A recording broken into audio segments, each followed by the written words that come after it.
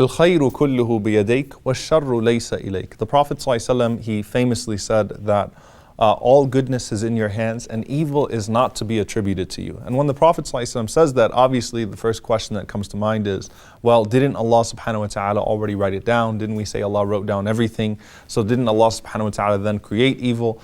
And the answer to that question is that Allah subhanahu wa ta'ala tells us directly in the Quran that evil is to be attributed to the creation. So, min sharri ma khalaq. We seek refuge in Allah from the evil of that which He created. Okay, Allah subhanahu wa ta'ala, He also says that corruption has appeared on the land and on the seas, bima kasabat aydin nas, because of what man's hands have earned.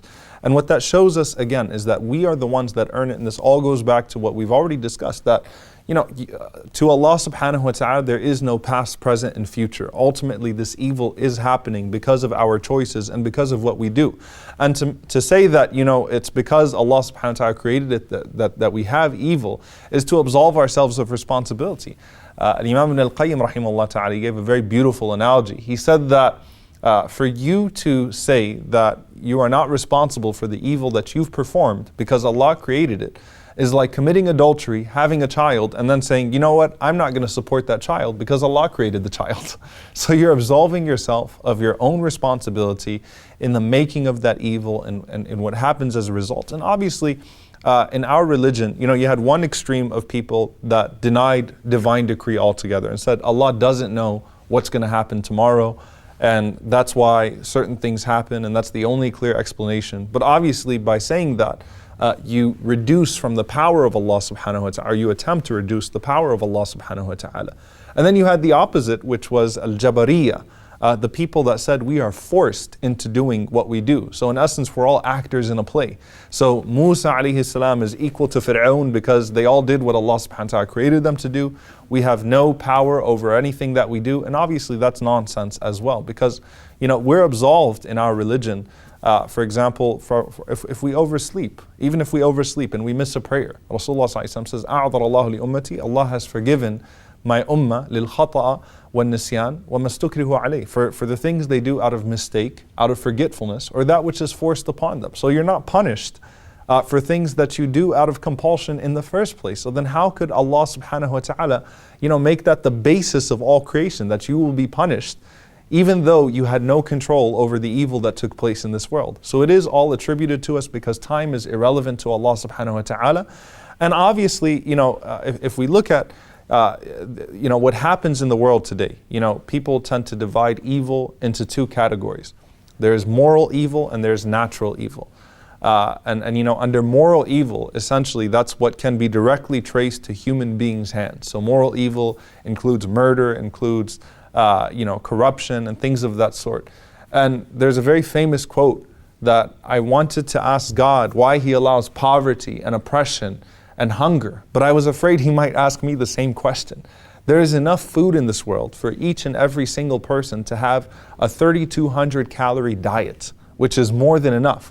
Now, why is it that why is it that we have famine, and why is it that we have crises of hunger in the 21st century? That's not because Allah didn't give us enough, that's because of our own corruption, right? So we have to ask ourselves, what are we doing to solve the problem of hunger, and what are we doing to solve the problem of clean water not being available to certain people? Because clean water is available, there's an abundance of clean water, but why is it that certain people don't have access to clean water? Why is it that we allow oppression and we don't speak out against injustice?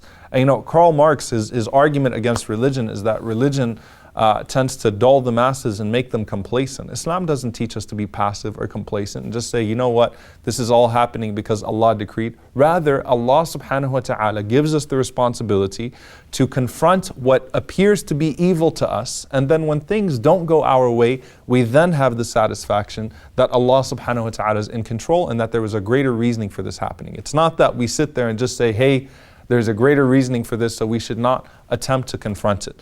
Because evil at the end of the day is relative. So when it comes to the natural evil now, which is earthquakes and things of that sort, and you could make the argument that that's also due to the corruption of man, because we destroy our environment, and obviously when we destroy our environment, it turns against us, and though it's by the qadr of Allah subhanahu wa ta'ala, it's by the decree of Allah, it's still traced to our hands. What we should understand is that evil is relative at the end of the day, and that Allah subhanahu wa ta'ala does have a plan. And in essence, if you look through the Quran, when Allah talks about the believer, the foundation of the believer, at the end of the day, he believes in Allah and he believes in the hereafter. And if people that have issues with the plan of God and what happens in this world and divine decree, they either have a deficiency in their belief in God and in His power, or they have a deficiency in their belief of a life beyond this life. Because what other explanation would there be to a person that died at the hands of his oppressor? Except that, وَلَا تَحْسَبَنَّ اللَّهَ غَافِلًا عَمَّا يَعْمَلُ الظَّالِمُونَ. Don't think that Allah is unaware of what the oppressors are doing.